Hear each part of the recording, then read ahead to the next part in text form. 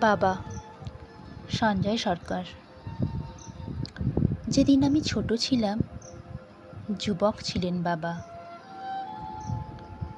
সেদিনটি আসবে ফিরে, যায় কি তা ভাবা? বাবার কাছেই হাঁটতে শিখি চলা বলা। সারাটা দিন কাটতো আমার জড়িয়ে তার গলা।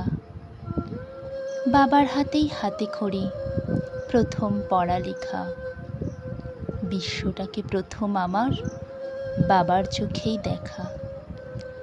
আজকে বাবার চুল পেকেছে, গ্রাস করেছে জরা। তবু বুঝি বাবা থাকলেই লাগে ভুবন ভরা।